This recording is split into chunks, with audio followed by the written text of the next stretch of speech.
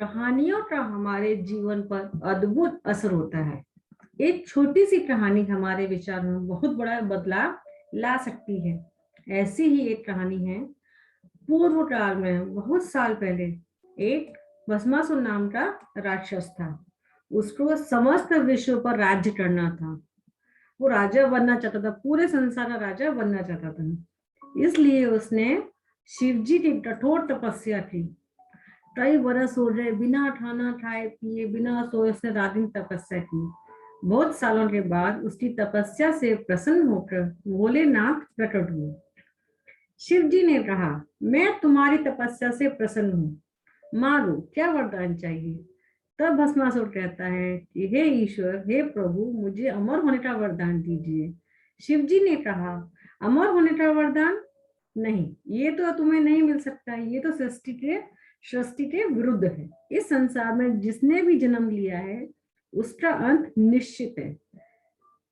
तुम कोई और वरदान मुझसे चाहो तो मांग सकते हो, ले लो मुझसे। फिर उसने क्या सोचा, उसने कहा अच्छा ठीक है, आप मुझे ये वरदान दीजिए कि मैं जिसके सिर पर भी हाथ रखूं वो भस्म हो जाए। शिव जी ने कहा तथास्तु, और इस तरह वरदान उसको दे देते हैं। उसके बाद भस्मासुर शिव जी को भस्म करने के लिए उनके पीछे पीछे दौड़ता है। शिव जी आगे आगे, भस्मासुर उनके पीछे पीछे। जनरल जनरल बुरी तरह से उनके पीछे पड़ा हुआ था कि अपना हाथ में भोलेनाथ के सिर पर रखूं और वो भस्म हो जाए।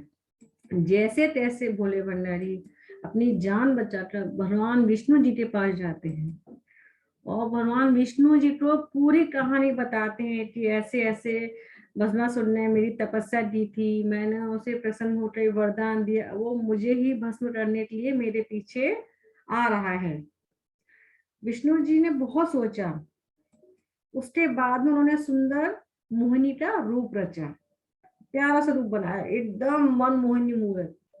और भस्मासुर जब शिवजी को मारने के लिए यहाँ ढूंढ रहा था तो उस समय मोहिनी के रूप में उनके सामने प्रकट हो जाती हैं और भस्मासुर का रूप देखकर मोहित हो जाता है और कहता है, मैं तुमसे विवाह करना चाहता हूँ। मोहिनी जवाब देती हैं, मैं तुमसे विवाह इसलिए नहीं कर सकती क्योंकि मैंने प्रतिज्ञा ली है। मैं चाहती हूँ कि मेरा जो है स्वामी या मेरे प्रिय जैसे मैं नृत्य में निपुण हूँ वैसे ही नृत्य में निपुण होने चाहिए।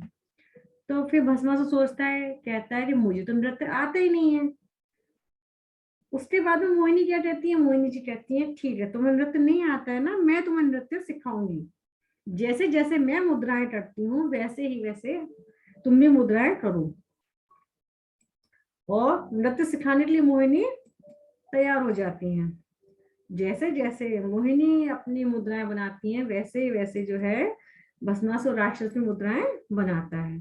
और ये नृत्य कई महीनों कई वर्षों तक नृत्य चलता है। धीरे धीरे नृत्य में इतना लीन हो जाते हैं, मोहिनी नृत्य मुद्रा में ही अपना हाथ अपने सिर पर रख देती है।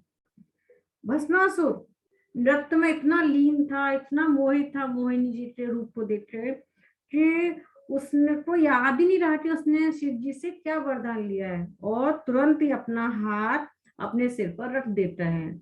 और जैसे ही अपना हाथ अपने सिर पर रखता है तुरंत भस्मासुर राक्षस भस्म हो जाता है।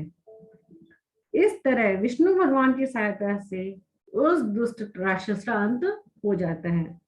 मोरल ऑफ द स्टोरी, ज्ञान और दान सुपात्र को ही देना चाहिए। जो उसके योग्य हो उसी को ही ज्ञान देना चाहिए और जिसको जरूरत हो उसी को ही दान देना चाहिए। आप किसी और को दान देंगे जिसको उसका मूल्य नहीं है, जो उसका महत्व नहीं जानता, तो वो ज्ञान व्यर्थ है।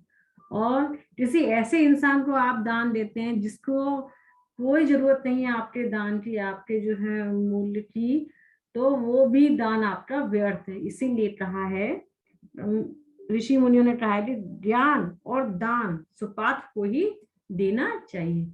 Thanks for watching and have a nice day.